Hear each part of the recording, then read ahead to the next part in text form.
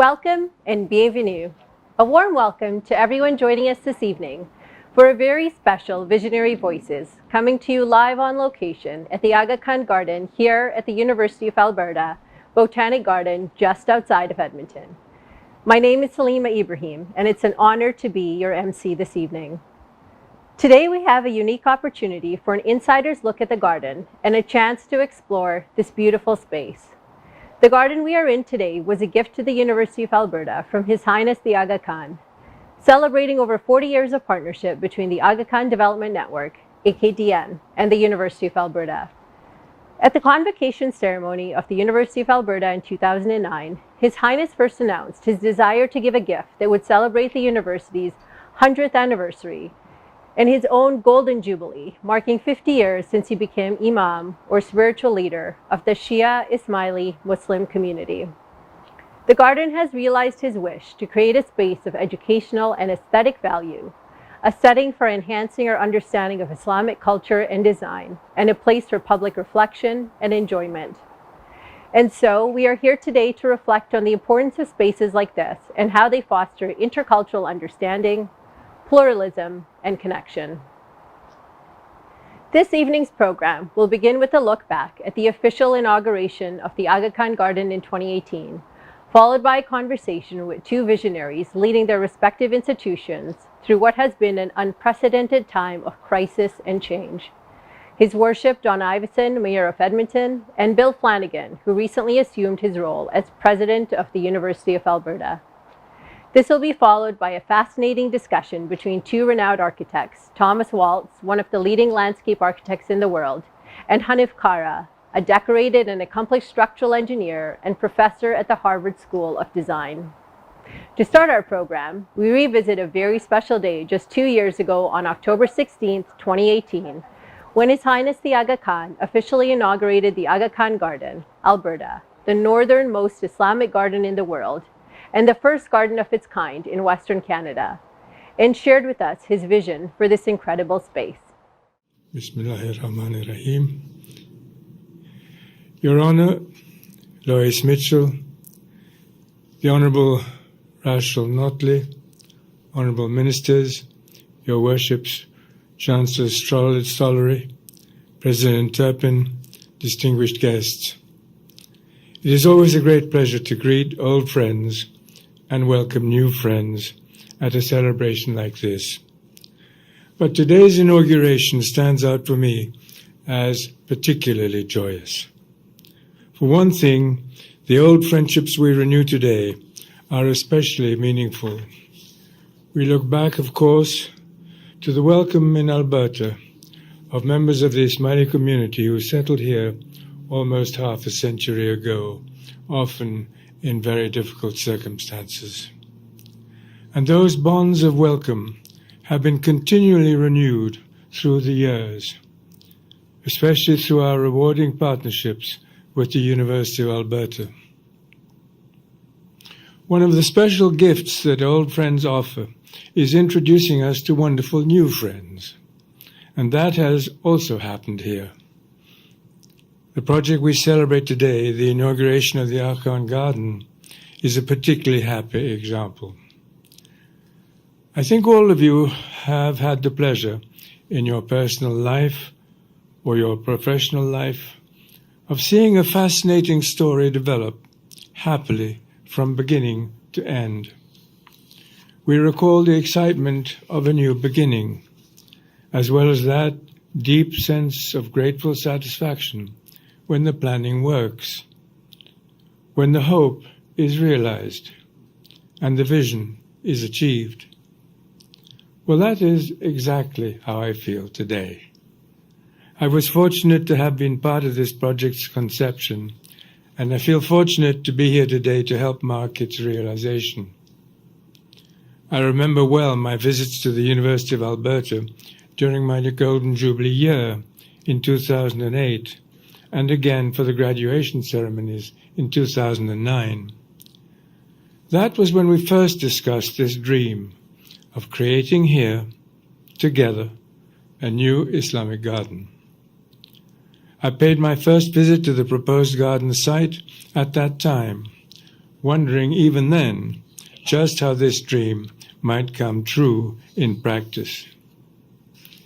It seemed like an unlikely dream to many.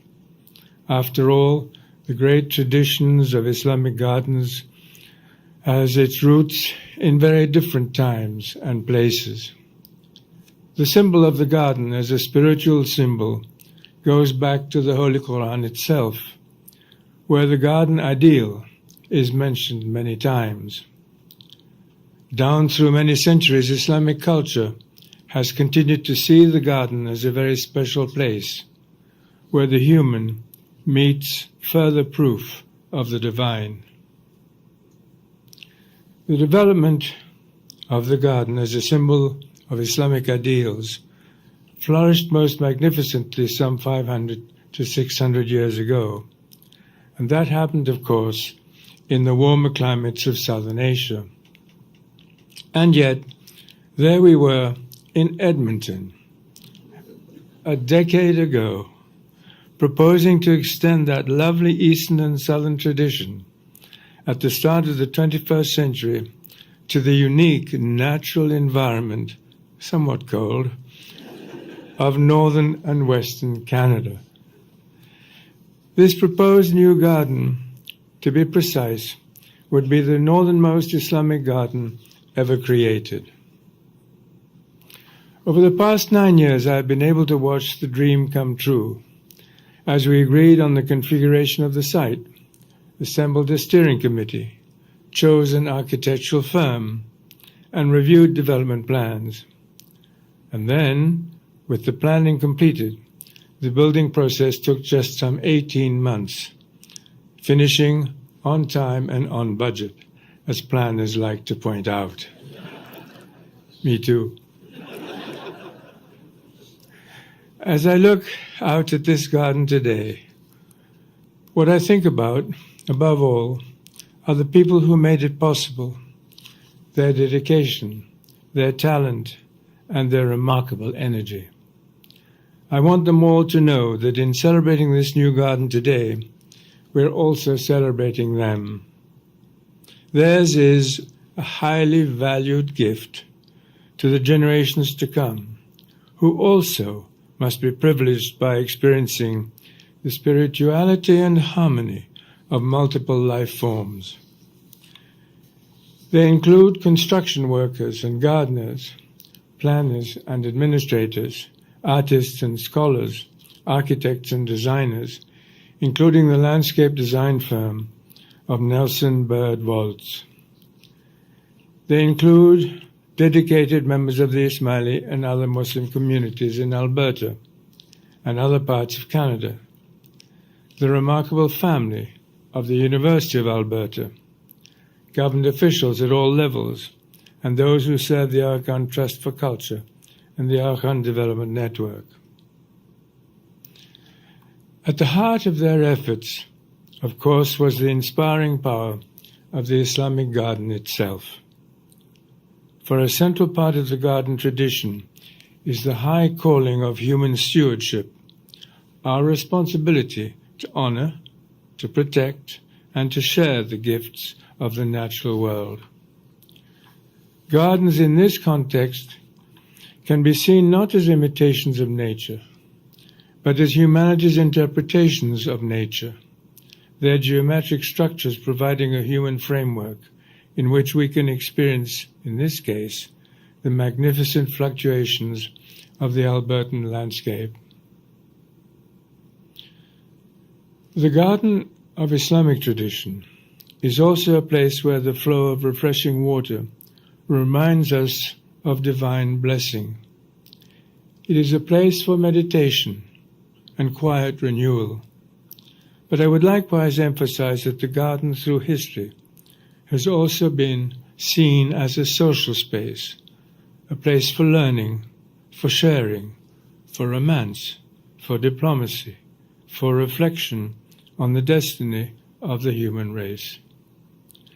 And even as we share the garden experience with others, we can feel a connection with those who walked through similar gardens in the past. I would also mention one additional aspect of the particular garden we inaugurate today. It symbolizes not only the creative blending of the natural and the human, but also the beauty of multiple intercultural cooperation. One of the great questions facing humanity today is how we can honor what is distinctive about our separate identities, and at the same time, welcome a diversity of identities as positive elements in our lives. This city and this country have been among the world leaders in providing positive answers to that ancient question. The project we inaugurate today is a beautiful extension of that Canadian tradition.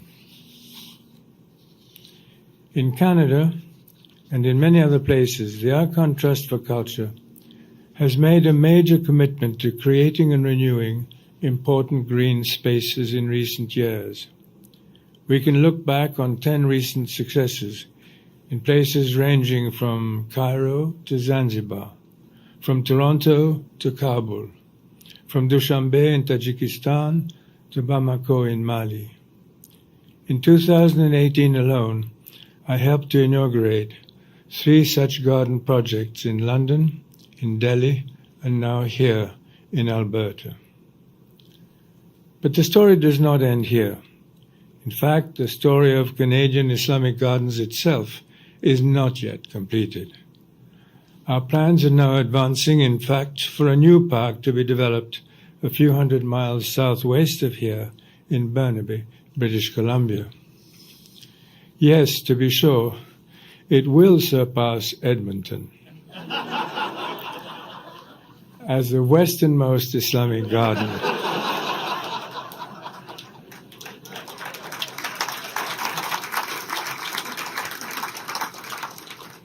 But of course we can be assured that Edmonton's garden will still have a lasting claim as the northernmost. I've talked about the past today, but I would close by emphasizing the future. It is wonderful, at a moment like this, to think of all those who will visit here in the years to come. Our work now is to sustain this space, to create new experiences, and to meet new challenges. As you walk through these gardens, you will see evidence of the ways in which future generations will be able to make the most of this site. It is our hope and expectation on this special day that the Aga Khan Garden here at the University of Alberta will truly be a gift that keeps on giving. Thank you.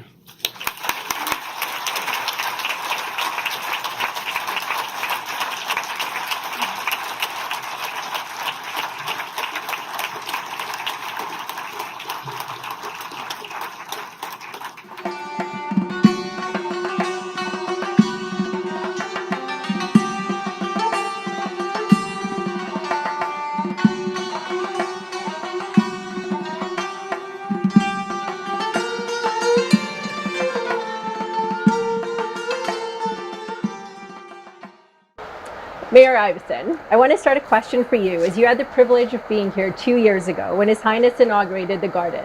Can you tell us what that day was like and what you took away from that day? It was a busy day in our city. It was a beautiful fall day, and that morning we had the UN Women's Safe Cities Conference in town. So people from all over the world talking about building safer communities for women and girls in particular. And then the chance to run out here in the afternoon to welcome His Highness and thank him for his generosity for our community. But what I remember most strongly from that day, besides all of the leaders from diverse communities in our university who were there, was actually the music. The performances that afternoon were just absolutely transcendent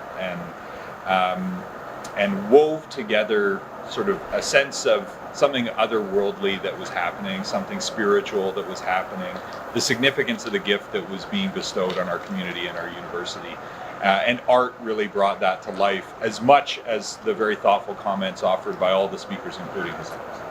Thank you. It's nice when you mention culture and arts and music. I think they have a way of weaving together communities and the world, really, which brings me to my next question, President Flanagan. So the University of Alberta has had a very long relationship with the Aga Khan Development Network, a relationship that actually led to the dedication of this gardens. As you start your presidency, can you talk to us a little bit more about the role of the University of Alberta playing internationally with institutions like AKDN, but also other ones?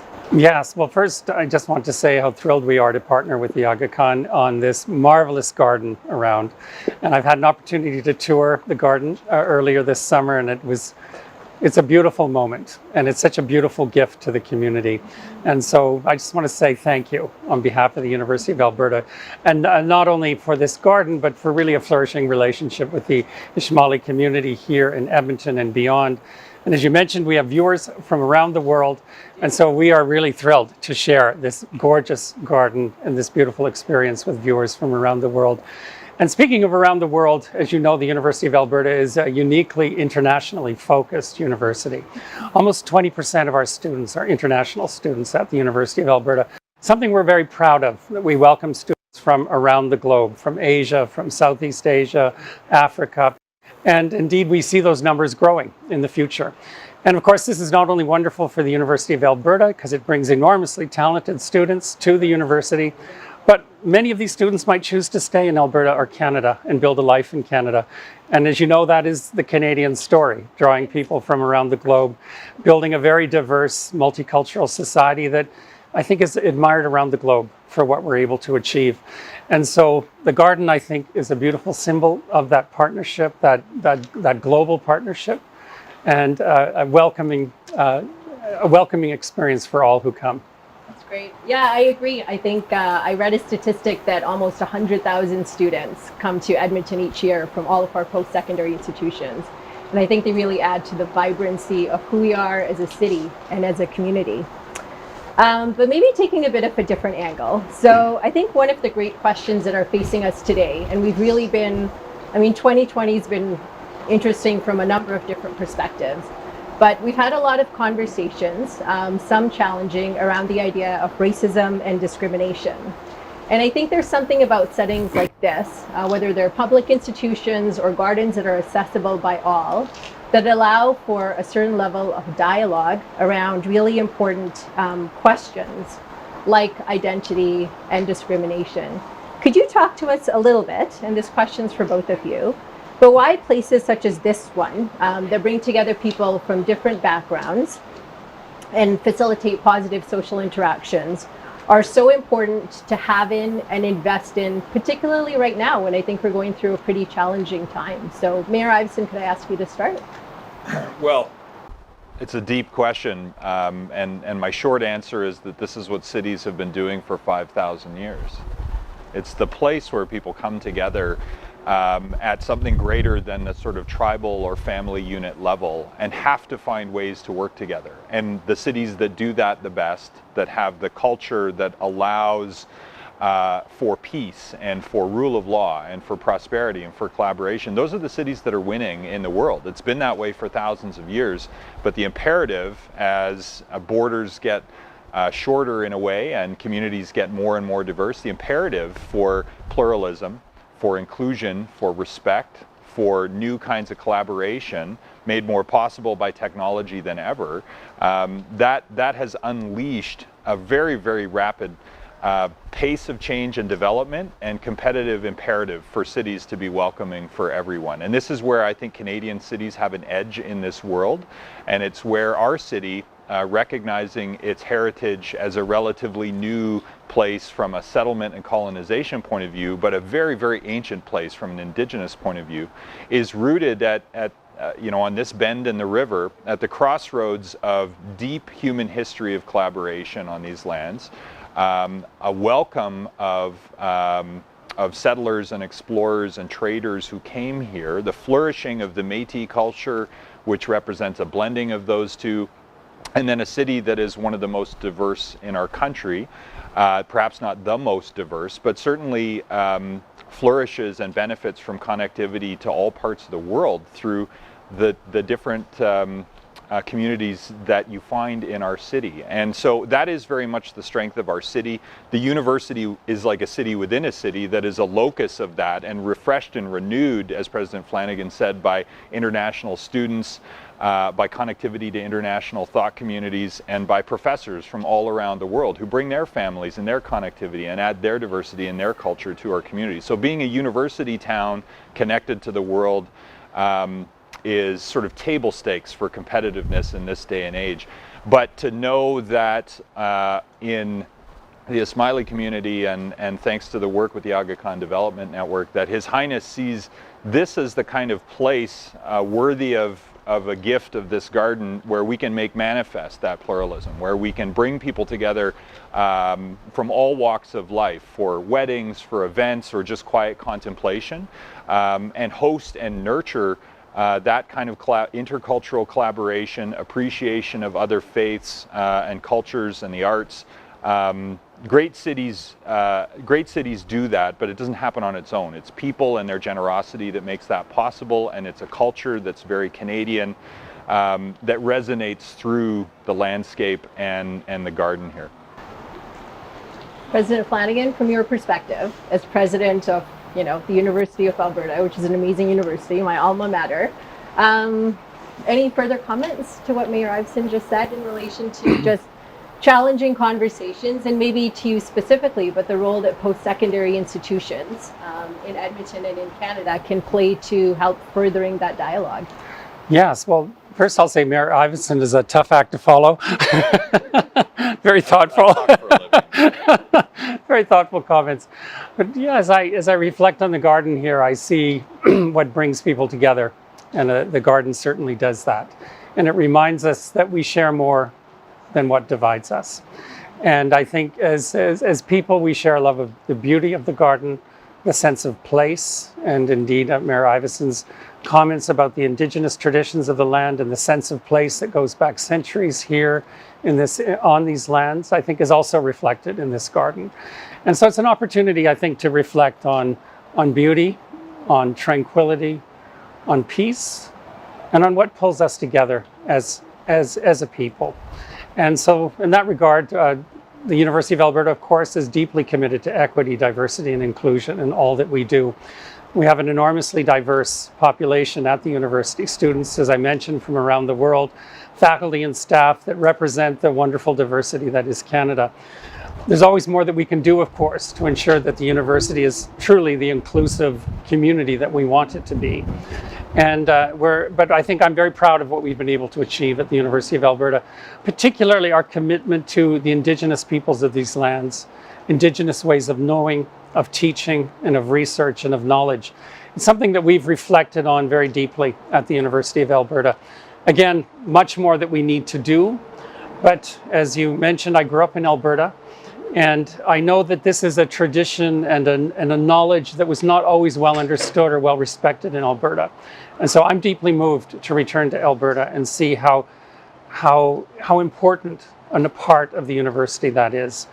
And likewise, again, all of the students that we draw from around the world and all of the richness that brings to the university is something that we celebrate and embrace. Yeah, absolutely. I think it adds huge value to the city. And I know personally, I left for 10 years and came back. And a lot of the reason was Edmonton's just a really special place, I think. Yes. And it's a community of communities in many senses, and I think draws people from across the world, and yet small enough that you can actually have very deep relationships with each other, which is quite special. As we sit here and it's fall and you kind of see all of these beautiful colors, the idea of environmental sustainability is also important. And I know in both the City of Edmonton strategic plan as well as in the universities, it's a strategic pillar. Could you maybe talk to us a little bit about, Mayor Iveson, maybe I'll start with you, why it's important for cities to be leading in the area of environmental sustainability? And then President Flanagan, I'll ask you to follow up in terms of why is it important for universities to support the communities that they're in?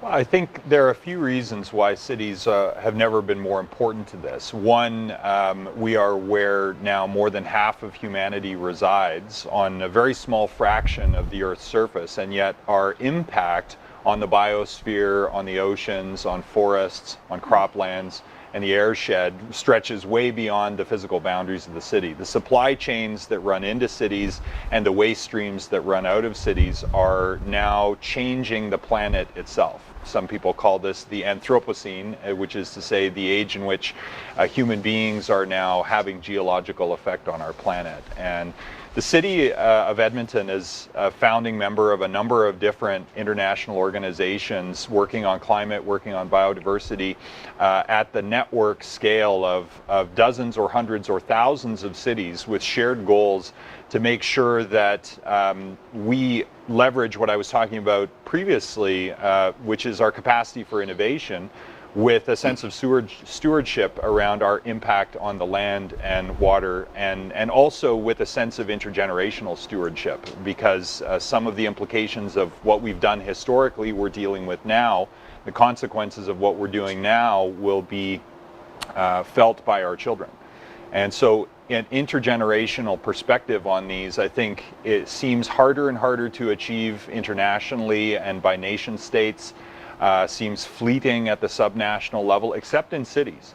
Cities and local governments, urban and rural, but particularly many of the large cities in the world, have formed networks in partnership with their universities, researchers, subject matter experts, knowledge-based networks to try to solve some of the world's most complex challenges, create new economic opportunity while we do it, and reduce the harmful impacts on the natural systems that sustain life and make our economy possible in the first place. So cities are raising the level of debate in the world on these questions, and I think that the imperatives are becoming more and more clear, and the voice of young people calling for that change are becoming more and more urgent. And that is heard, I think, most clearly at city halls in this country and around the world. And the city of Edmonton takes those responsibilities, those obligations very seriously. And it did when I was a teenager. It's not my leadership. It's actually inculcated in our organization and in the culture of this city. And you see this in our river valley and our approach to natural areas and our concern for nature, our concern for reducing our environmental impact, and so in so many different ways, including partnerships with industry around innovation in energy, innovation in water, all the new science that we need, much of which has been built historically at our university and other post-secondary institutions and in industry labs. You know, we're now hacking the planet. And we've been taking it in the wrong direction. We now need all the solutions from all the bright minds from different parts of the world. And again, it's at the crossroads of that innovation are in cities, and especially at our universities. And so there's never been a greater imperative for leadership from the bottom up, from thoughtful people, from diverse perspectives, interested in facts and science, who can make a difference. I believe cities have a tremendous leadership role in this, acting individually, but especially acting collectively in networks that can get this done where subnational and national actors are failing us, quite frankly. President Flanagan, I think Mayor Iveson made a great point. We do draw a lot from our universities. So could you talk to me a little bit about why is it important for universities to invest in the communities that they're in? Yes, well, community engagement has really been at the core of the University of Alberta since its inception. As you know, the university was established in 1908, shortly after the province was established. And it was really established to help build the province and uplift the people and provide opportunity for all the people of these lands. And so the University of Alberta has been deeply embedded in the history and life of the province since its inception. And community engagement is so important to what we do at the University of Alberta, not only in our local communities here in Edmonton, but also beyond and in Alberta, and indeed now a reach that spans the globe. One of the top-ranked universities in the world, the University of Alberta. And just building on some of Mayor Iveson's comments, we're also a world leader in sustainable energy systems research, and really thinking deeply and creatively about what energy systems of the future will look like. Just one of the many contributions that the University of Alberta is making in research and advancing the communities that we serve, not only locally, but as I said, really here around the world. And having grown up in Alberta, I know the importance of the University of Alberta to Alberta and to the communities that it serves. It's something that's in my DNA. My parents were both very proud graduates of the University of Alberta. both school teachers in my family and in my childhood growing up. Education was everything. The world began and ended with a good book. And I learned that from my parents, and it's a legacy that I carry with me. And it's a legacy that they developed at the University of Alberta. And so the important role of the university in transforming people's lives and opening up doors and opening up opportunity and really transforming our communities is something that we can never lose sight of. And in returning to Alberta and the U of A, I'm reminded of just how proud the community is of the University of Alberta and how deeply they care about the well-being of the university. And that is a resource that is priceless. It cannot be, you cannot put a price on the value of that to the university. And likewise, we cherish those community connections and look forward to continuing to build on them. Good. Well, we're very happy to have you back in Edmonton, that's for sure. So for our final question, a bit more reflective, and we're in a space of reflection here as well. President Flanagan, you're just starting on your journey right now as president of one of the great universities of the world. And Mayor Ivson, you're actually coming to the last year in a 4-year election cycle. Wondering, knowing that you've got an international audience here, just a question of introspection. If we brought you back in a year, what would success look like to you? What are you both hoping to achieve over the coming year? And maybe President Flanagan, we'll start with you. Well, I have to say it's hard to top the recent success of the University of Alberta with the Nobel Prize in Medicine for Dr. Michael Houghton. And I just wanted to mention that, again, just how enormously proud we are of Professor Houghton and his contributions in identifying the hepatitis C virus, which has gone on to ensure that the world's blood supply is safe. And from that development, treatments have been discovered that can now cure hepatitis C. And we're en route to developing a vaccine. And of course, the Virology Institute at the University of Alberta is also actively investigating COVID and vaccine and treatment for COVID. So where do we want to be in 2 years? Did you say 2 years? A year? Yeah. Well, I'd love another Nobel Prize, but perhaps we can't aim just that high just yet. But as you mentioned, it's a time of transformation at the university. We're calling it the University of Alberta for Tomorrow. And with COVID and the financial challenges facing the province, I think we all recognize that this is a deeply challenging time for Alberta. And as I mentioned earlier, the University of Alberta has always been there for the people of Alberta, always been there as an engine of economic growth and opportunity and creativity. And I think it's never been more needed than it is today, given the scale of the challenges facing the province. So we're undertaking a process of restructuring, academic and administrative restructuring, really trying to find the efficiencies so that we can reduce our administrative costs and invest the maximum amount we can in our core mission of teaching, research, and community engagement. And even further strengthen our ability to be that engine of economic growth and opportunity and creativity in Alberta that, as I mentioned, I think has never been more needed than now. And we have always been a partner in building opportunity for the people of Alberta. It's a partnership we cherish, and it's one that we will continue to build on. So I would like us to be in a year from now, having achieved some of our goals in this University of Alberta for Tomorrow, having thought very creatively about what that university will look like, what it can do, and how it can better serve the communities in which it's embedded. And indeed, then leading the way for opportunities for growth and a continued enormous contribution to the future of the province. Sounds exciting and ambitious. It is both. I think it'll be fabulous. Thank you. Thank you. Mayor Ivson.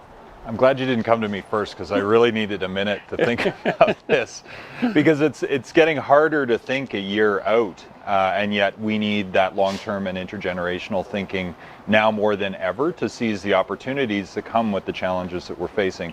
And in a way, it is a bit like gardening. We've got a lot of bugs this year in the garden called COVID-19.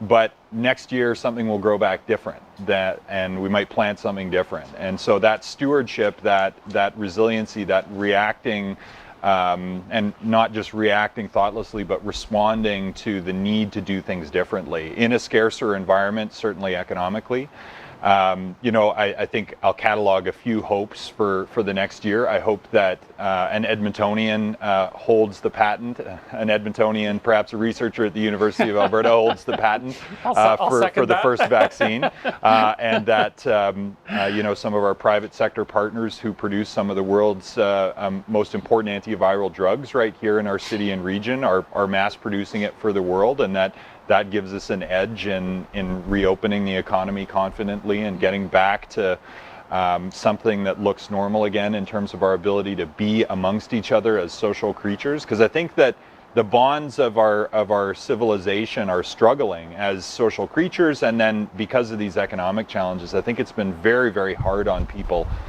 to go through the last 6 or 8 months. And I hope that there's a ray of hope in the next month or in the next year that gets us out of that. But we've also just seen tremendous creativity and resiliency in the private sector, in the not-for-profit sector, tremendous generosity from faith communities and philanthropists.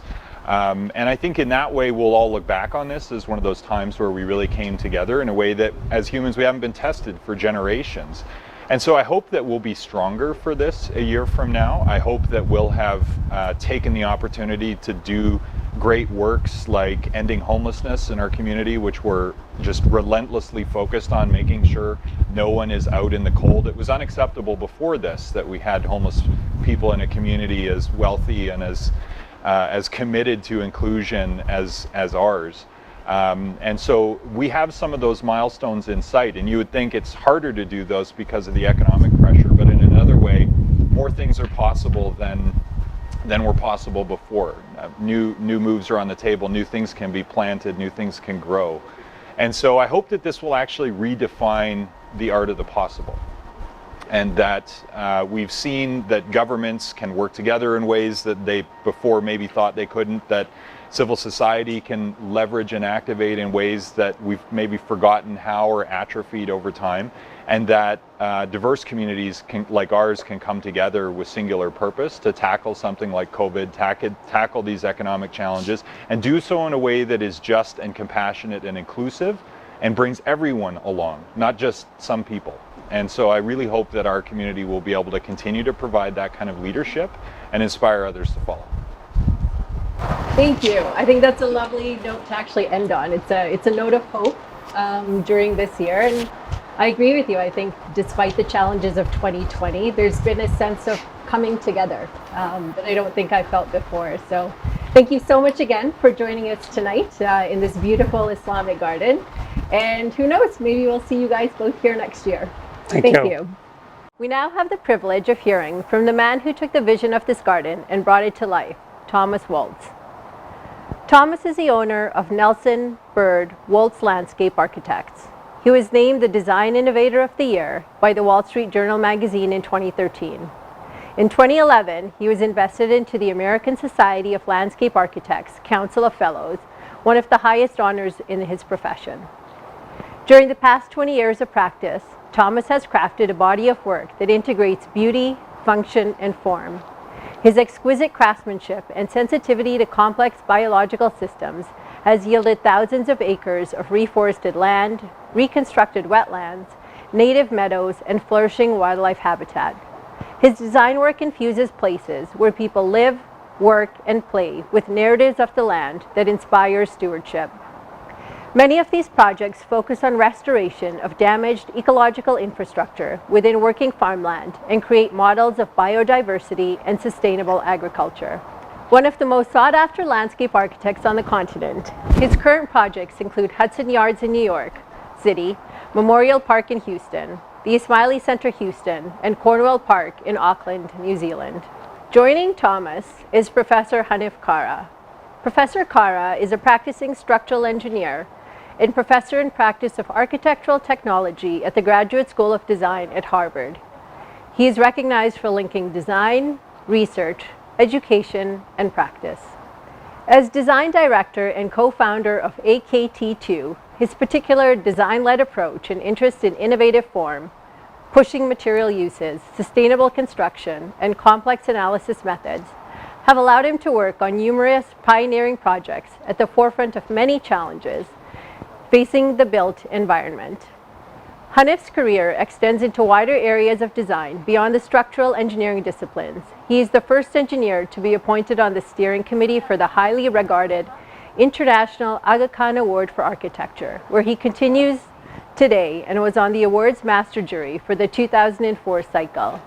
He is a fellow of the Royal Institute of British Architects, Institute of Civil Engineers, Royal Academy of Engineering, Institute of Structural Engineering, the Royal Society of Arts, and sits on the board of trustees of the Architecture Foundation. It's a real pleasure to have these remarkable individuals joining us today. Hanif, over to you. So thank you to the team in Canada for inviting me and the AKTC for asking me to represent you. I'm here with Thomas Woltz, talking about the gardens in Alberta. Thomas, first question, very personal. Can you recall when you were first ever thought of being a landscape architect, and why? You know, I can recall. I had completed my studies as an undergraduate in architecture at the University of Virginia, but it also added the fine arts and architectural history. So after those 3 degrees, I went to work in Europe, and I lived in Venice. And Venice as a city, without a lot of the landscapes that I thought were landscapes, such as meadows, forests, fields, gardens, but rather a mineral city of water in the streets and stone paving and plazas, I realized I was having an incredible landscape experience every day, but it wasn't the language of landscape that I had always assumed growing up on a farm in the United States. And it was somehow in that 5 years that I started to understand that everything outside the building is something that can be designed, and they are landscapes. And so that led me to an interest in landscape architecture. And when I came back to the United States to complete my graduate studies, I first did a degree in architecture and then a second degree in landscape architecture, went to work for one of my professors and have been doing that for the last 22 years. So that was my journey to it, but it was understanding the landscape as something more abstract than gardens. So the journey from a farm to understanding landscapes appears quite a distance from the Aga Khan Garden. Was that your first work on Islamic gardens? And can you share with us how you were selected for that project and what your first contact with His Highness and his team was like? The Aga Khan Trust for Culture reached out to our office, I believe in 2009, and we were invited to submit credentials for their review. And after a few months, we heard back from them that we were invited to interview directly with His Highness. This was absolutely our first Islamicate landscape, but it was definitely not my first introduction to the power and history of Islamic gardens. I'd studied under Reuben Rainey, who's a fantastic scholar in the history of landscape architecture, and had always been drawn to and fascinated by the use of geometry, water, fragrance, sound.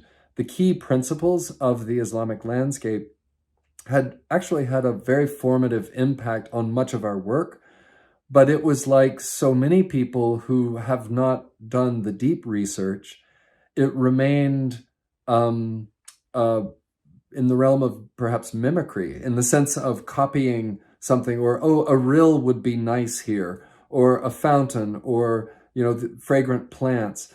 So it did not have the depth of the journey that we were about to embark on when we were selected for this project, because, in that first meeting with His Highness, I presented the work we had done, and I hope he saw within that work the potential to achieve his vision, even though we had never done anything quite like what he was asking us to do. And I'll be forever grateful for that trust that he had in our firm, Nelson Bird Woltz Landscape Architects, to deliver a meaningful response to this brief or this commission. So it would sound like that potential obviously gave the right impression. I wonder though if during that first meeting, you were already aware of where the site was, and how was Alberta selected as the site, and why in particular this site? That plus, from what it sounds like, nobody asked you the question at that point, so I will. What exactly is an Islamic garden? Okay, those were two giant questions, and I'll take the first one first, and then come back to the Islamic garden question. We were told that the site would be in Edmonton, Alberta, and that the selected site was part of what was then called the Devonian Botanic Garden, and now is called the University of Alberta Botanic Garden, and that it would be part of the collection of gardens that the University of Alberta Botanic Garden manages. So we knew that it was very cold, that the climate was unlike many climates familiar to the Islamic diaspora of gardens, and that would be a great challenge.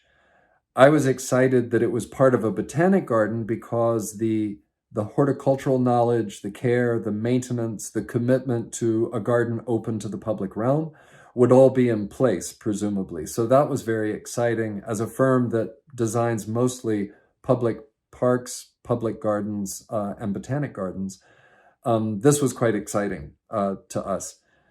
I'll get to it later, but the other part of work that our firm does is very large-scale sustainable agricultural operations. And that's just a hint of what I'll talk about later when we dive into the garden.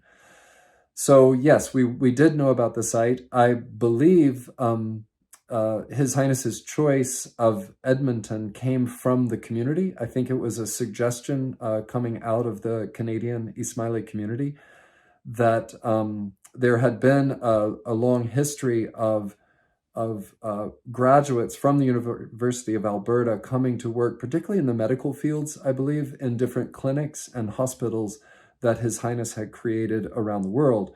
And so there was a long-standing relationship with the University of Alberta. And you have centers in Ottawa, Toronto, Vancouver, and so Edmonton was another of the Canadian departments that could have an important gift. So I think that's where it came from as an idea. And the infrastructure of the Botanic Garden and the university made a tremendous amount of sense for the care of the garden long term. Now, for the bigger question of what did our research reveal as an Islamic garden, that is a giant topic that many great scholars beyond my, way beyond my skill set have entertained for generations. And I was very fortunate that His Highness put us in contact with D. Fairchild Ruggles, D.D. Ruggles, and Jim Westcott, to name two important scholars in the history of the Islamic landscape. So as my team at Nelson Bird Woltz and I were traveling, reading, absorbing information about the history of the Islamic gardens around the world, we could call them, we had access to them to say, are we on the right track? Does this make sense? Or is this something new that hasn't really been discussed? But more, it was them serving as scholarly mentors to us. So they had a very important role in shaping our understanding. I sound like I'm avoiding the answer probably of what is an Islamic garden. No, I was going to ask you, is that common to be given access to authorities? You can go on and answer it, but I just wondered if that was common in your work, where you have access to these sorts of people. In our practice, I would call it a research-based design process within Nelson Bird Woltz, and that really applies to all of our projects. So zooming out for a second and just talking about the mission of our firm, our mission and our process are really fused. We engage in deep research into the ecological history of a site. And in fact, that might be 50 million years ago. When was the site formed geologically? How was it formed? And in that understanding, you will find inspiration for a contemporary landscape design. Parallel to that ecological research, we are doing cultural research. So in this case, it was traveling to India and Egypt and reading and going to MIT and Harvard and different libraries, meeting with these scholars. So when your process is understanding the ecology and the culture of a place to build a public landscape, that becomes a very authentic source of design ideas. So in a way, it removes you as the author firm. In some ways, you are a vehicle for creating something new, but based on the very authentic clues that you find within the landscape. So this fit very well into our process. Typically, we have to go find those scholars and ask them to advise us or become part of our team. And in this case, it was His Highness's idea to really offer them in service to our process, and it made a tremendous difference. So it sounds as though at that point, and through your traveling, you probably have or could articulate what you think the larger mission of the Aga Khan Garden was, and how that manifests into what you built, which might also give you the opportunity to try to unfold what the garden was, or what an Islamic garden is in its essence. Let's say the simple 3 or 4 points about what makes an Islamic garden. Well, I think there are characteristics that many Islamic landscapes have in common. And those are things people are probably quite familiar with. A sense of form and order through geometry is probably the most recognizable and well-known idea of the Islamic garden or Islamic landscape. And I'm actually going to make a little bit of a difference. So let's talk about the Islamic garden for now. So geometry, the famous Chaharbagh, 4 gardens. Geometry, as in discussions with His Highness, that I really loved these conversations of understanding that within the Islamic world, within the Muslim world, order and geometry found in nature is proof of the existence of God, the order of the universe. The hand of God is in the structure, the geometric form and structure that we find in nature. So within a flower, within just the form of the landscape, the geometric representation of that is the divine. And that geometry present in all living things is proof of the order of the universe. And I just personally really resonated with that idea. Maybe it's also as being trained as an architect and a landscape architect and loving that sense of order in the landscape within a frame of the chaos of context. I always found that very beautiful and very reassuring. And also, having grown up in the United States with European descent parents, the Western idea of nature is always naturalistic and romantic and curving paths. And, there's a kind of, maybe it comes mostly through Great Britain, but this legacy of the English landscape as the world as a sort of idealized garden, but it's very romantic and sort of picturesque. Instead, the Islamicate landscape is one of order as the proof of God in nature. And I just found that so reassuring and fascinating. As I understand that, if I understand it correctly, Thomas, sorry to interrupt you there, the geometric framework is the tool that you've used the most, because that comes from the history of Islamic gardens and from the wider brief I understand that you were given. It also comes with a certain rigor. So how would you describe the different parts of the garden being connected? Because that kind of rigor can actually create a separation between the parts so that the whole is not coherent. Correct. I would say the thread that binds the garden is probably the second most well-known aspect of the Islamic landscape, and that is water. And the challenge and exciting part of this garden is that it is an Islamic landscape, a new idea of an Islamic landscape for the 21st century, located in an extreme northern climate that is very, very cold, and on a site with a lot of specificity. So the challenge was, how do we bring this knowledge and this idea of the Islamic landscape and make it also feel Canadian? And so that came through water in many different forms, the ecology of the site, and through horticulture. So that was a way that we threaded this into Canada and made anyone coming to visit the garden know at once that they are in an Islamic landscape, but they are also in an essentially Canadian landscape. That's very interesting. It's interesting you bring up water as the sacred and the purity of Islamic gardens, but it's also worth just talking about, where that originates from, the Epic of Gilgamesh and the whole history of water. But what the sacredness is so important. What I would ask is, how does it sort of cope with what His Highness has described as the northernmost Islamic garden? Because with that description comes the thought that it will freeze and all those other things that happen to it. So just give you a chance to say, if that was such an important part, and Islam was born in the desert, so we know the relevance of water in that sense. Maybe you can explain to us how you've used the water specifically. Well, this touches on the journey I took to India.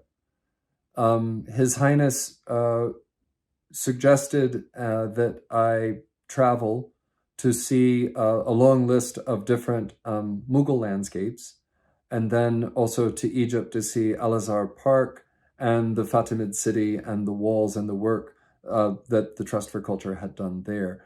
So it was quite informative, and all the while I'm trying to understand the scale of the detail, the scale of a Chaharbagh and the different range of that, because I think that's what's missing in many interpretations of Islamic landscapes, is a lack of understanding of material and scale. It's something someone's seen in photographs is very different. His Highness said you need to stand in these landscapes and feel the heat in India. You need to smell the fragrance of jasmine.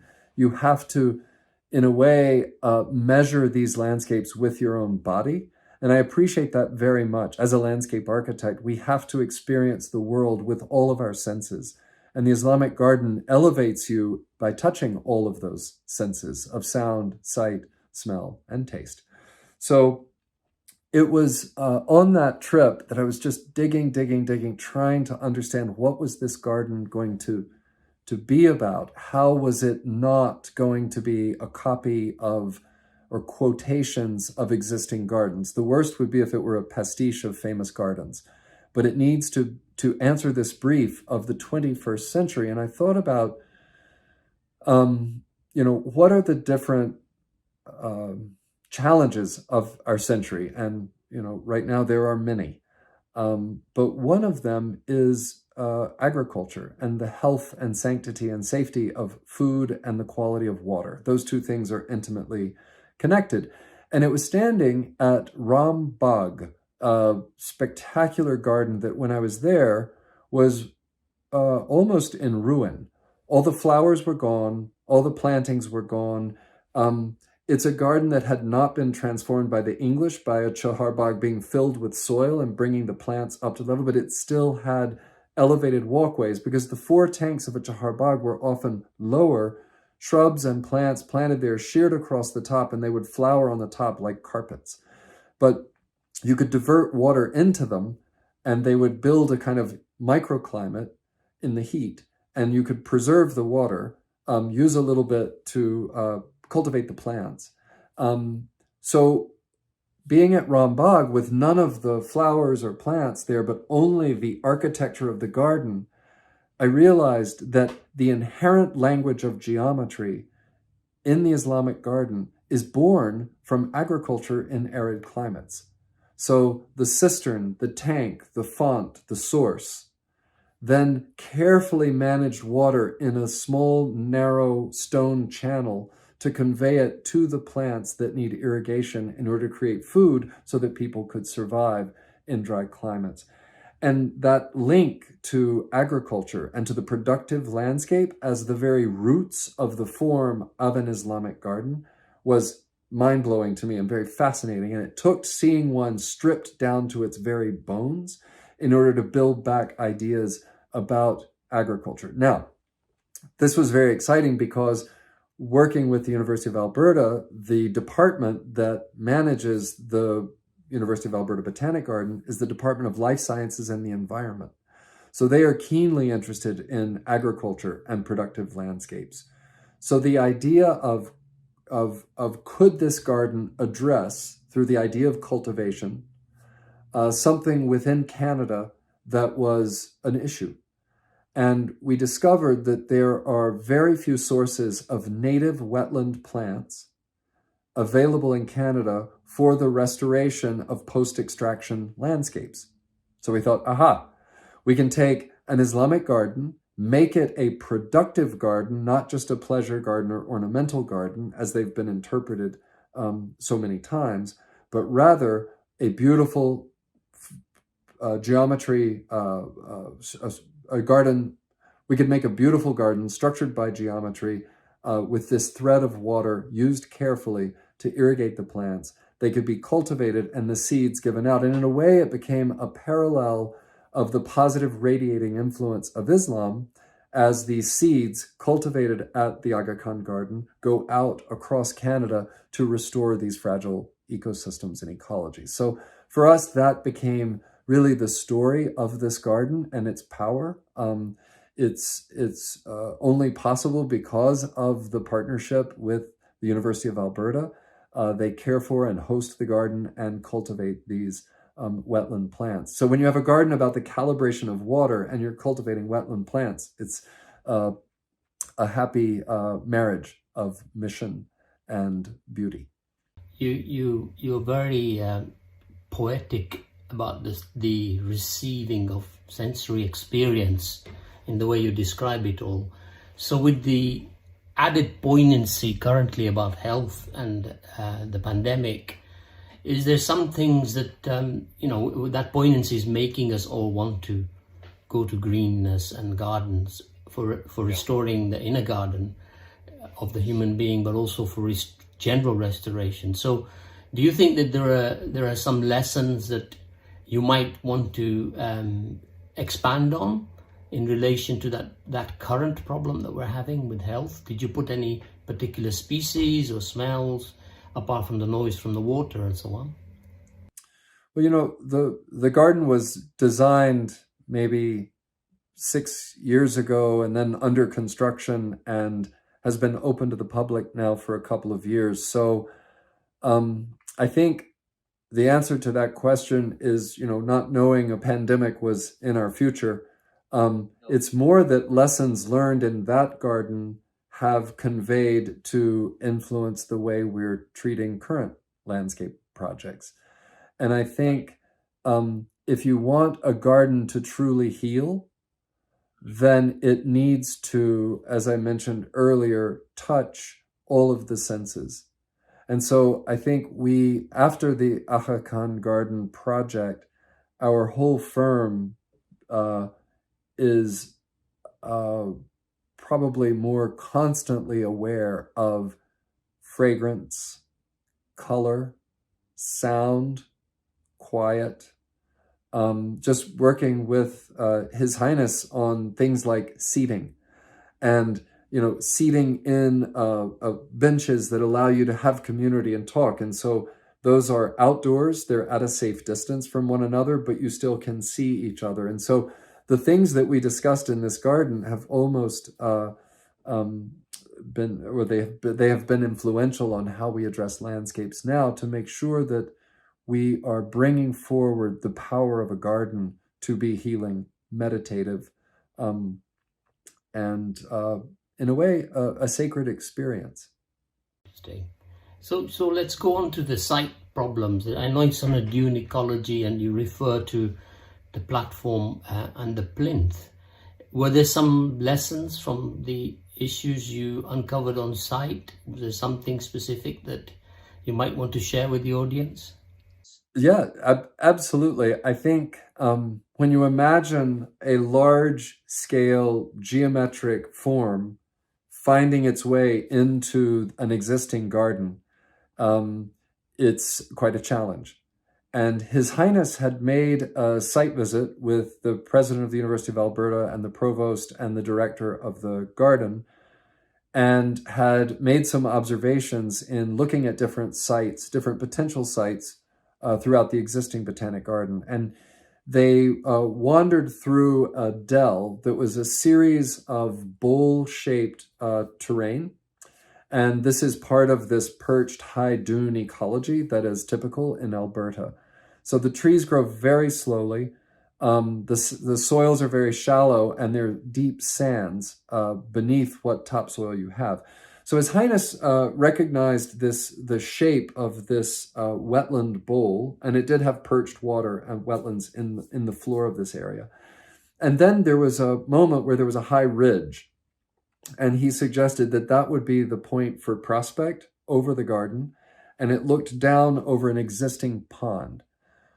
So in a way, he envisioned the procession through the garden that we picked up and brought form to. So, I'm the one speaking to you today, but as you know, we have a large team at Nelson Bird Woltz on this project, and working very closely with me on the design lead was Breck Gastinger, and Nathan Foley was also particularly instrumental in the construction supervision of the whole project. So, as a team, we take these instructions from His Highness and we start fitting them to the site. So the result is a very quiet and intimate arrival into the wetland. So the sign to the Aga Khan Garden is a very modest wall with the symbol of His Highness, and it just says Aga Khan Garden.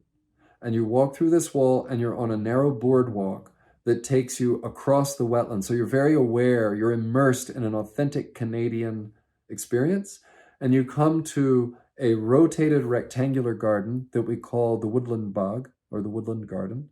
And there is a large elliptical stone table that has a shallow surface on the top that holds water.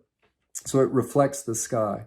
And all through this walk, as you're approaching the garden, our hope is your heart rate is going down. You see the native plants of Canada. The boardwalk we were able to insert with doing very little tree removal for the garden. At the end of the boardwalk, there's a tiny trickle of water, the source fountain. It's very modest, it's very humble. It reminds you of a spring. So if your first water was the wetland, the ecological water, the second is reminding you of a spring, the source of life. As you turn from that, you get to the Chowk, which is an open plaza, and there are pencil jets of water that light makes a geometric tracery when it hits these pencil lines of water.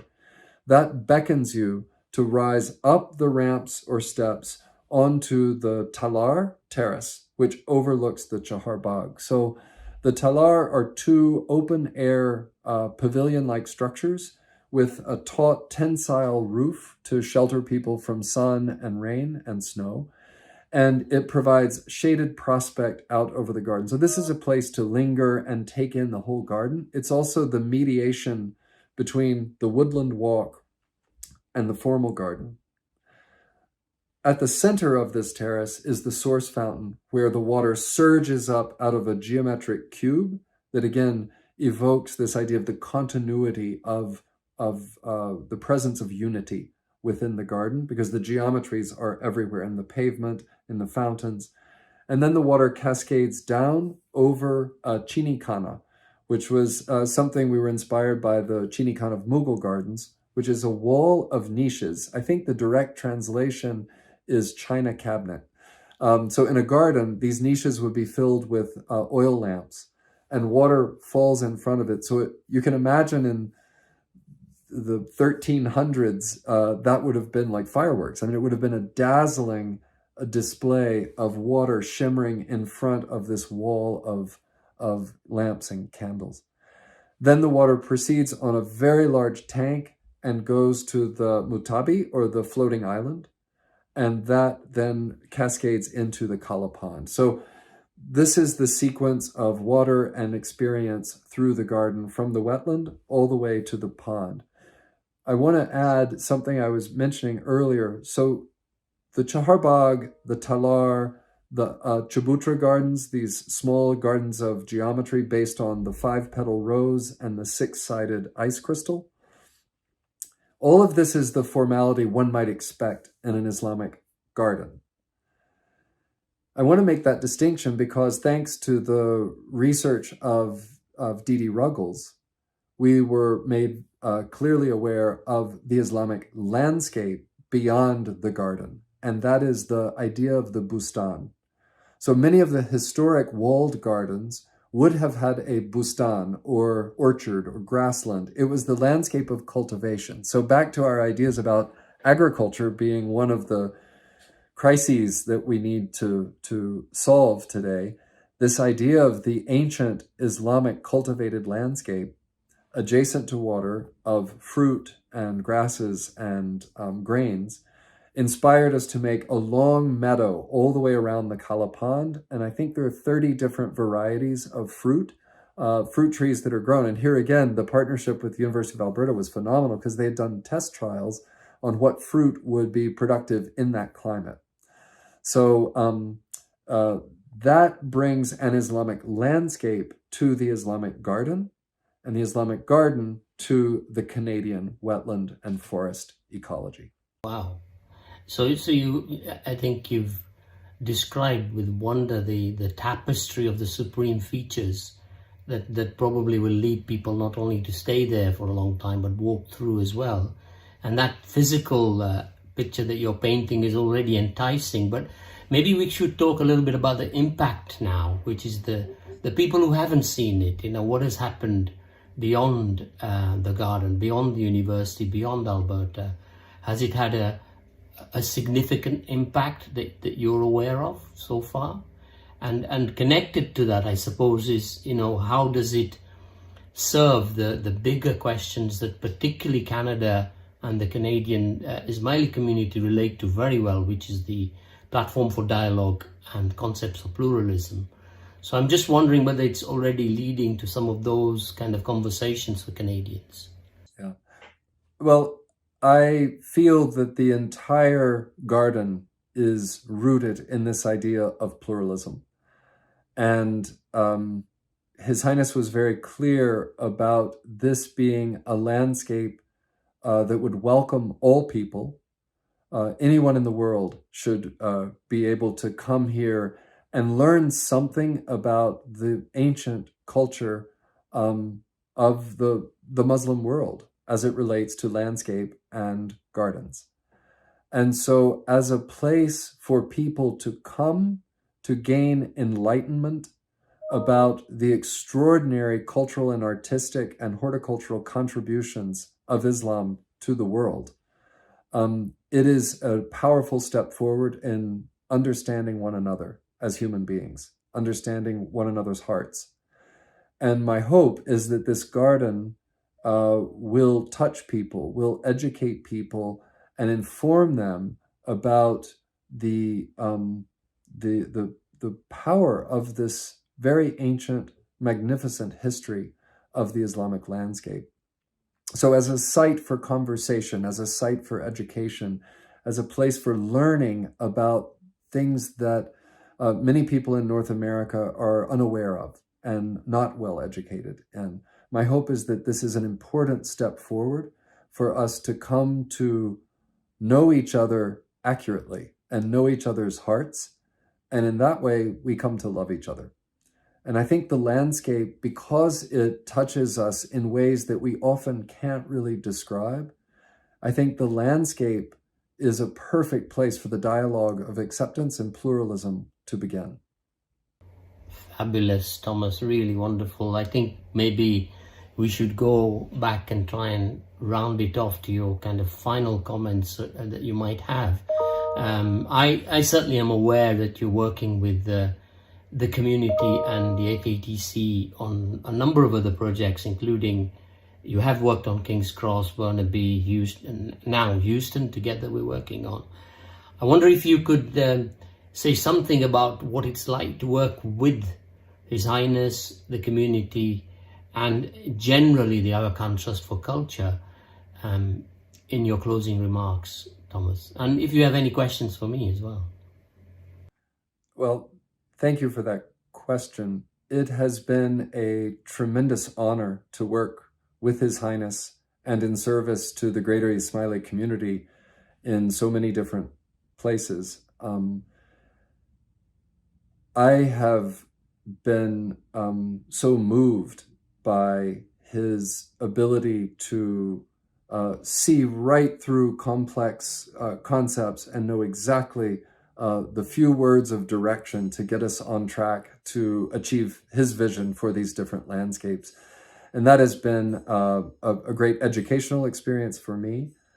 One of the things that is unique to His Highness is so often when we work for clients, we explain to them that we have a long and complex research process, that we have to deeply understand a culture that is not our own. And in this case, it was part of the brief, was to do extensive research and to learn all we could about the Islamic diaspora. So we looked at southern Spain, North Africa, East Africa, the Far East, India, Pakistan, Iran, Iraq. So we're looking across the Muslim world at landscapes and trying to understand the fine nuances between each of these different cultural traditions across the Islamic diaspora. And so for me, it was a phenomenal scholarly journey as a maker, as a designer. As I said earlier, I am not a scholar. I've learned a lot, but I wouldn't put myself forward as a scholar, but rather a learner who builds things. And that's what's been exciting about King's Cross, looking at the Maghreb and southern Spain and the influence of the Alhambra and the Muslim influence in Spanish culture, and then taking inspiration from that and making a very abstract garden at the King's Cross project on the roof. Then now working in Houston and taking inspiration from the Persian or Iranian diaspora and the tradition of those Islamic gardens, and bringing that into a 21st century interpretation. And then, of course, the Aga Khan Garden in Edmonton was really influenced by the Mughal history of Muslim landscapes. So it's been a tremendous honor to be trained and educated, mentored by His Highness, and then given the opportunity to take that knowledge and apply it in different places and different cultures that respond to this idea of pluralistic education of the magnificent traditions of the Islamic landscape worldwide. Thank you, Thomas and Hanif, for that fascinating exploration of how architecture helps shape our vision for society. It's no wonder that the site upon which we stand today was almost 10 years in development, and that such extraordinary care, attention, and discipline was exercised in its planning and construction. One of my favorite quotes of His Highness the Aga Khan is that the garden is a very special place where the human meets further proof of the divine. As I listen to our guests and I look about me today, I can feel that sense reverberate throughout this magnificent setting. It fills me with a sense of awe and pride, as I know it has many before me and will continue to do so for hundreds of thousands of others in the decades to come. To our most distinguished guests, Mayor Don Iveson, President Bill Flanagan, Mr. Thomas Woltz, and Professor Hanif Kara, I offer our deepest gratitude for joining us today and for your exceptional commitment to serving the public good through your own areas of respective expertise and passion. And thank you to all of you for being with us. I hope this episode has helped to illuminate your journey and understanding of the critical role that architecture and the built environment play in shaping our lives. Good evening.